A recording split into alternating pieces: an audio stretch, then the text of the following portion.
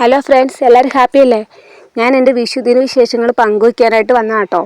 എല്ലാവരും പോലെ ഞാനും പഴയ തറവാട്ടിലൊക്കെ പോയി എല്ലാവരും ഒരുമിച്ച് കണ്ട് അവിടെ വിഷു ആഘോഷിക്കണമെന്ന് ആഗ്രഹിച്ചിരിക്കുന്നു. അങ്ങനെ പോകാൻ വേണ്ടി ഞങ്ങൾ തയ്യാറാവുകയാണ് കേട്ടോ. അപ്പം ഞങ്ങൾ അങ്ങോട്ട് എല്ലാവരുമായിട്ട് പോവുകയാണ് വീട്ടിലേക്ക്. അവിടെ 2 പേര് മാത്രമായിട്ട് താമസിക്കുന്നുള്ളൂ. ഇപ്പം മക്കൾ എല്ലാവരും വേറെ വേറെ സ്ഥലങ്ങളിലൊക്കെയാണ്. അപ്പോൾ എല്ലാവരും ഒത്തുകൂടുന്നത് ഇങ്ങനെ വിശേഷമൊക്കെ ഉള്ളൊരു ദിവസമാണ്. അപ്പോൾ അവിടുത്തെ പ്രത്യേകതയെന്ന് വെച്ചാൽ അവിടെ 2 പേരേ ഉള്ളെങ്കിലും ആ വീട്ടിലേക്ക് ചെന്ന് കഴിഞ്ഞാൽ നമുക്ക് എന്തെന്നില്ലാതെ ഭയങ്കര പോസിറ്റീവ് എനർജി ആയിരിക്കും. കാരണം മൊത്തം പൂക്കളും പച്ചപ്പും അങ്ങനെ ഒരു അടിപൊളി. ഞാൻ ഇനി കൂടുതലായിട്ട് പറയുന്നില്ല, അപ്പോൾ നമുക്ക് ഒരുമിച്ച് കാണാം. ഇതേ നോക്കി എന്തോരം ഓർക്കിഡിൻ്റെ വെറൈറ്റി ആണെന്നറിയാം. പല പല കളേഴ്സ്. ഇതിലേക്കാളും കൂടുതൽ ഫ്ലവർ ഉണ്ടാവാറുണ്ട്.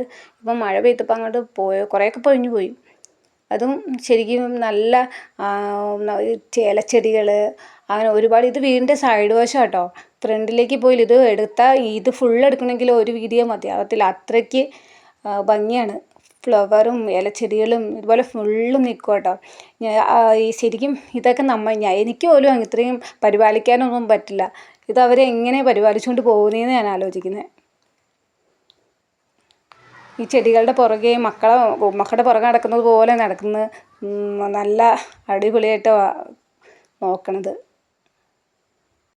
നമ്മളിപ്പോൾ എത്ര ഉയരത്തിൽ പോയാലും നമ്മുടെ കയ്യിൽ ഒരുപാട് കാശുണ്ടായാലും എല്ലാം ശരി തന്നെ. പക്ഷേ നമുക്ക് നമ്മുടെ തറവാട്ടിൽ അപ്പൂപ്പൻ അമ്മൂമ്മ അല്ലെങ്കിൽ നമ്മുടെ ബന്ധുക്കൾ എല്ലാവരും ഒരുമിച്ച് ഒത്തുകൂടി നമ്മളെ കിട്ടുന്ന ടൈമിൽ സ്പെൻഡ് ചെയ്യുന്ന ആ ടൈം അത് നമുക്ക് കാശുണ്ടാക്കിയാലൊന്നും ഒരിക്കലും കിട്ടില്ല. എൻ്റെ മനസ്സിലങ്ങനെയാണ്, നിങ്ങൾക്കും അങ്ങനെ തന്നെ ആയിരിക്കുമല്ലോ. അപ്പോൾ അതൊരിക്കലും മിസ് ചെയ്യരുത്.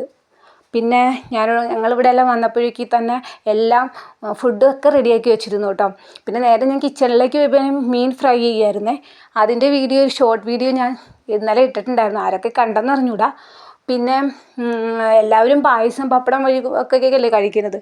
ഞാനിവിടെ വന്നപ്പോൾ മൊത്തം നോൺ വെജ് ആട്ടോ ഉണ്ടാക്കിയിരിക്കുന്നത്. പക്ഷേ ഒരുമിച്ച് അവരുടെ കൂടെ ഇരുന്ന് അത് കഴിച്ചപ്പോൾ പലപ്പോഴും നമ്മൾ കഴിച്ചിട്ടുള്ള ഭക്ഷണമാണെങ്കിലും അത് കഴിച്ചപ്പോൾ നല്ല രുചിയുണ്ടായിരുന്നു.